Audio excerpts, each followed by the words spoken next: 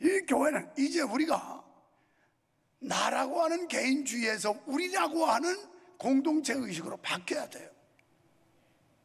그럴 때 여러분이 신앙생활을 정상으로 할 수 있어요. 이것은 사도신경에도 고백을 하는 거고요, 교회가 괜히 남전도회 여전도회 조직 만들어서 여러분 귀찮게 하는 게 아닙니다.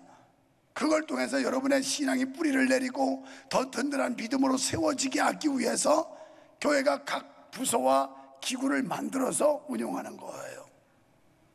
지금 우리 교회는 청년들이 불같이 일어나고 있어요.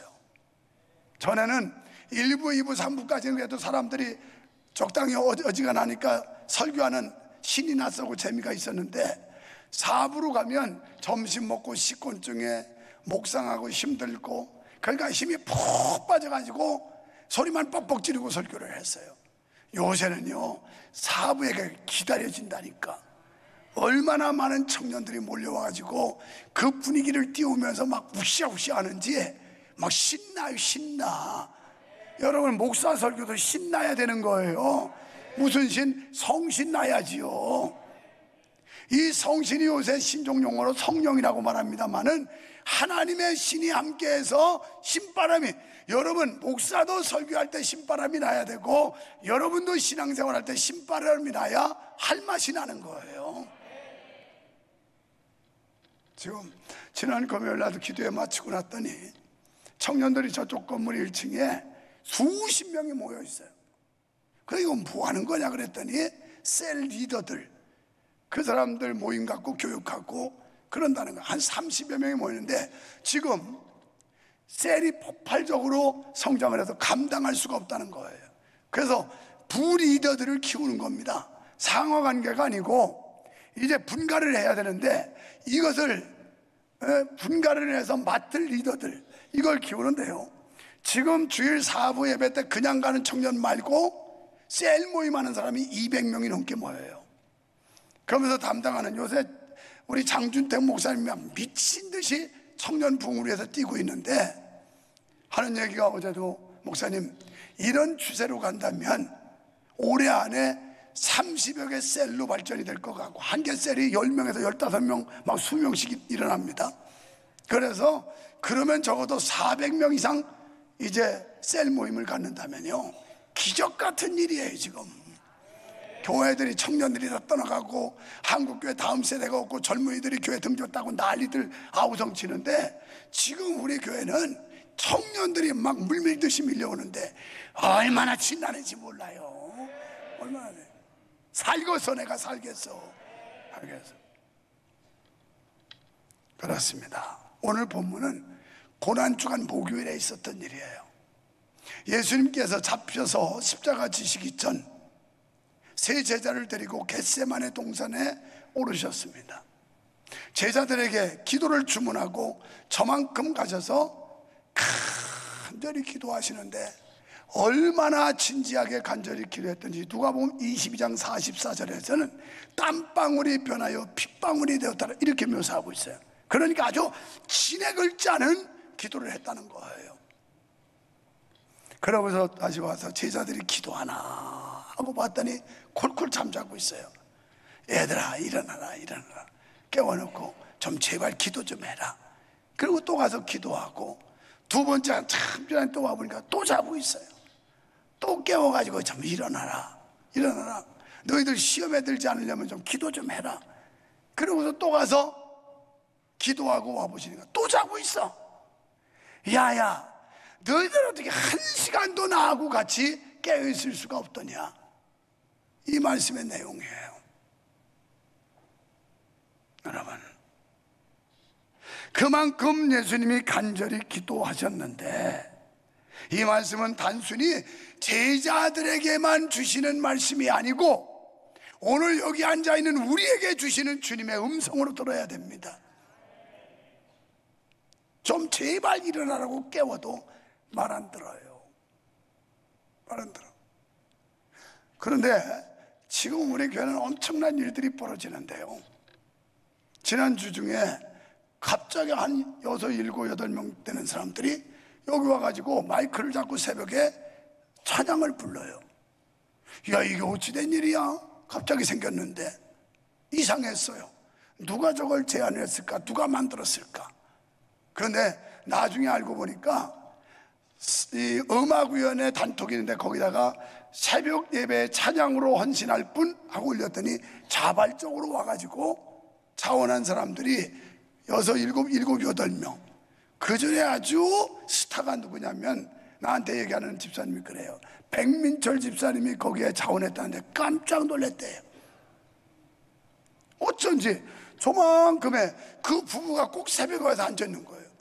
야, 이상하다. 예수님 재림할 때가 가까워졌나? 어째 저렇게 새벽 기도를 다 나오고 그러나?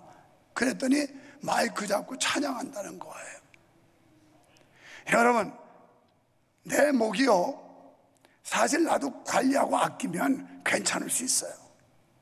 그런데 지난 금요일도 성도들은 가득 왔는데 메가리는 없고, 그래서 10시에 내가 마이크를 잡고 1시간 동안 그냥 부르짖으며 뜨겁게 찬양 인도를 했더니 목이 또 맛이 간 거야. 뭐 재벌을 개 못 준다고. 나는 이게 사명으로 알아서 하여튼 목숨이 붙어있는 한 목숨 걸고 해야 되겠다. 이게 내 철학이야, 철학. 살아있는 한 열심히 하고 최선을 다한다, 이거거든요. 좀 목사 좀 닮아봐요. 그래서 이분들이 그렇게 하는데 얼마나 도움이 되는지 몰라요. 야, 은혜 받는 사람 달라요. 2부 예배 마치고 계단 내려가는데 어떤 집사님, 아무개 안녕 화이팅, 그랬더니 가다 멈추고서 목사님, 그런데요, 수요 저녁 예배 때 목사님 한번 말씀하셨는데 우리가 교독하면 유튜브에는 회중들이 부르는 건 안 나가요, 성경이. 근데 그때 제가 마이크 잡고 회중들 교독할 때 그때 해도 될까요? 예스, 오케이. 안에서 걱정인지 하면 좋지. 그랬더니 그럼 누구한테 말해야 되죠? 말할 것도 없어. 내가 그냥 가서 얘기할 테니까, 서상철한테 얘기해서 다 공지할 테니까 그냥 해. 원래 다른 교회들도요, 마이크 잡는 이가 다 있어가지고 교독할 때 회중석에 할 때는 거기다 까랑까랑 읽거든요. 그럼 우리는 그런 거 이렇게 소스를 주어도 잘 못했었는데 요즘 사람들이 일을 찾고 있다니까. 내가 어떻게 무슨 일을 해야 될까? 그냥 이렇게 뭐 헐렁헐렁한 그런 믿음이 아니라 우리 교회에서 어떤 일을 해야 될까? 막 이런 사람들이 사방에서 땅 뚜저지 올라오듯이 막 올라온다고. 땅 뚜저지 올라오듯이. 여러분도 좀 제발 이런 은혜 좀 받으시기를 축원합니다. 하나님하고 밀착하세요. 하나님하고 친하게 사세요. 사람도 좋은 사람하고 친하면 수지 맞는데 하나님하고 친해보세요. 인생이 바뀌어. 인생이 바뀌어. 얘기하면 또 우리 집사람한테 한코 먹고 팔자 바뀐다고 그러면, 아니 하나님이 팔자도 바꾸시는 분이야. 무당들은 그래요. 아이고 이게 팔자 소관이라고. 웃기지 마세요. 그것까지도 엎어서 역전시키고 반전의 기회로 삼는 분이 하나님인데, 사주팔자 개떡까지 타고났다고 낙심하지 말고 바꾸신다니까. 하나님이 바꾸셔. 할렐루야. 일어나는 줄 믿어보자고요. 믿어보자고.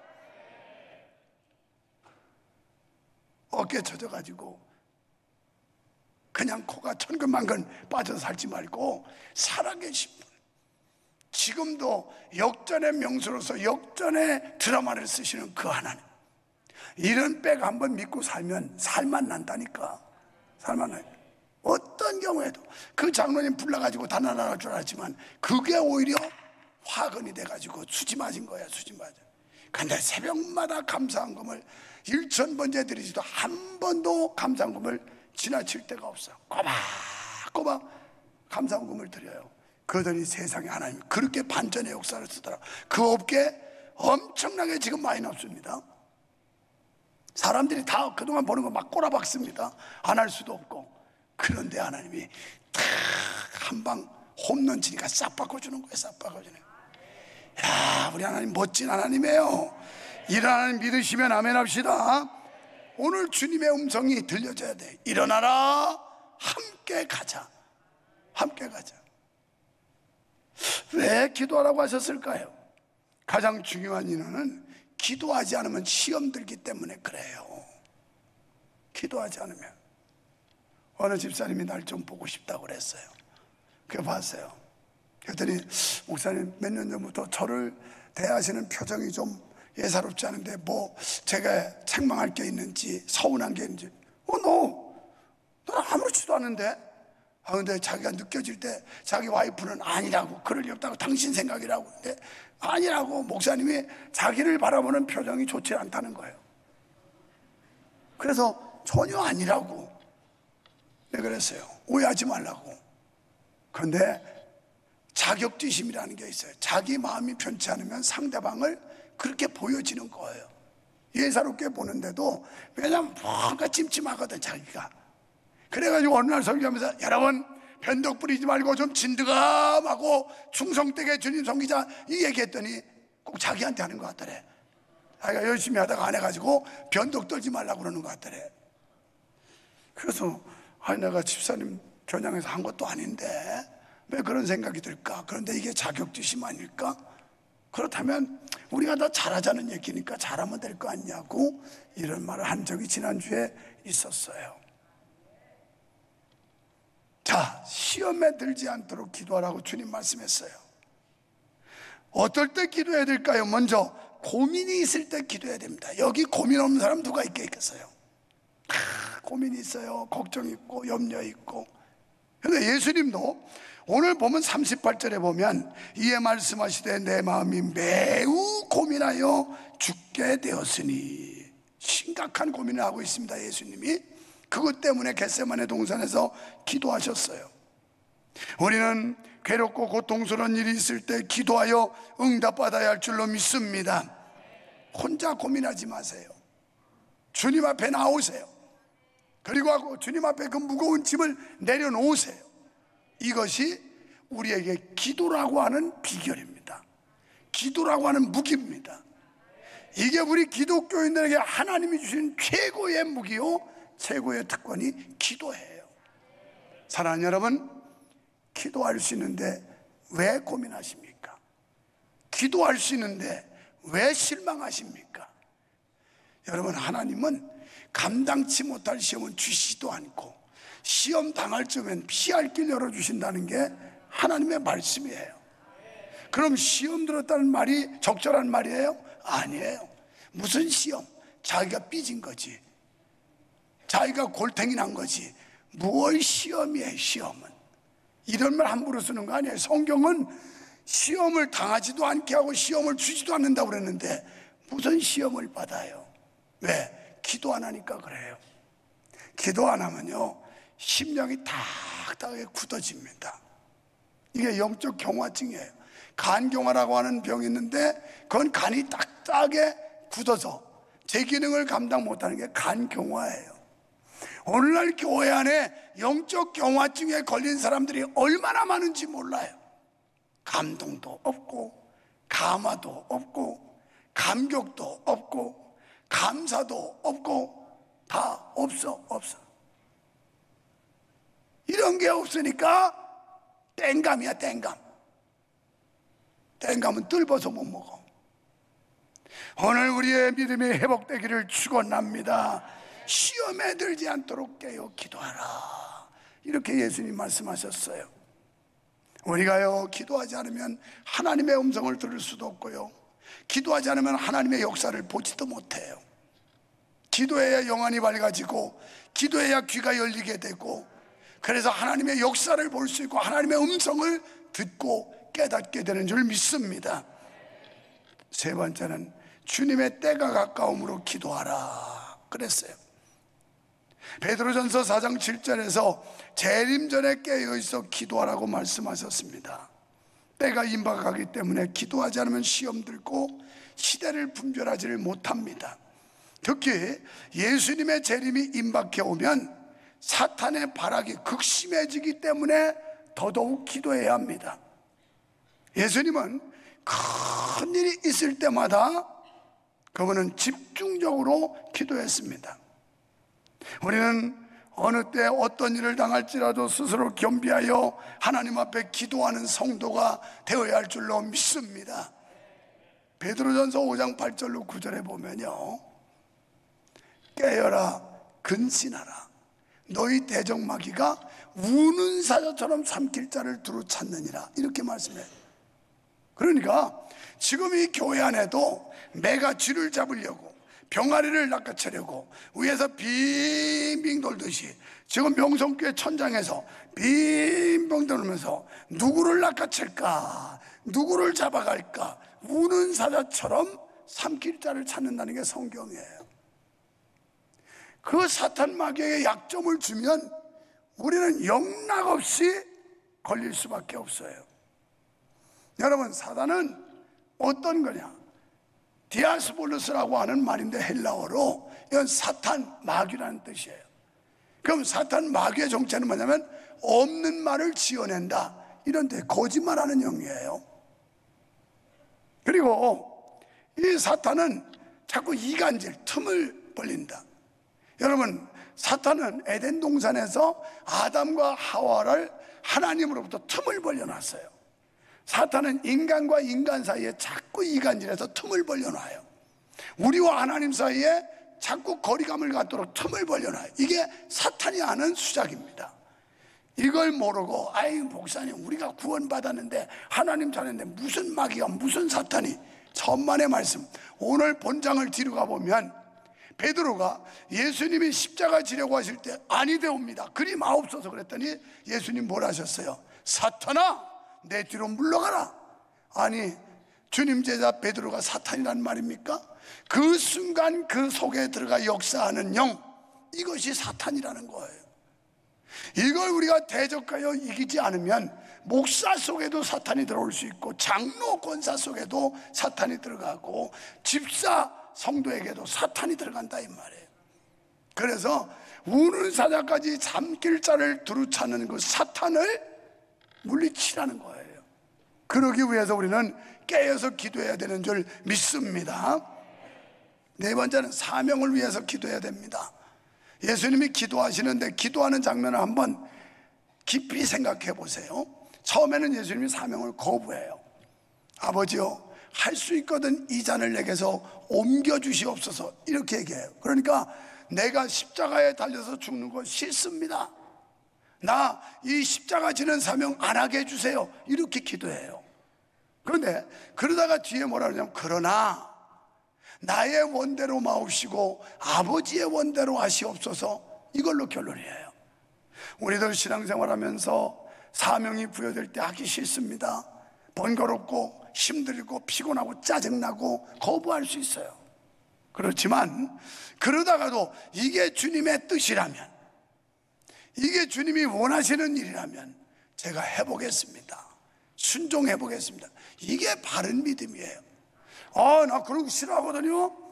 나 죽어도 안 해요 그런 거. 그런 걸 시키면 나 간다니까요. 어디로? 천당으로? 빨리 가세요.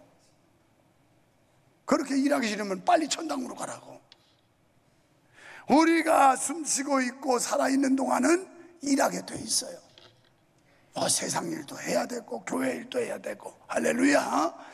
그래서 인간적인 생각과 또 인간적인 형편으로 볼 때는 못할 수밖에 없는 상황이야.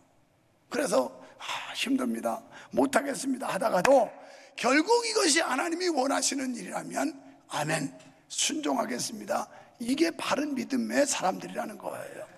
끝까지 뻗대면서 그런 식으로 사람 압박하면 나 딴 교회로 옮깁니다 막 이러면서, 그죠? 제일 협박하는 게 좋은 게 그러면 나 교회 옮깁니다 그러죠.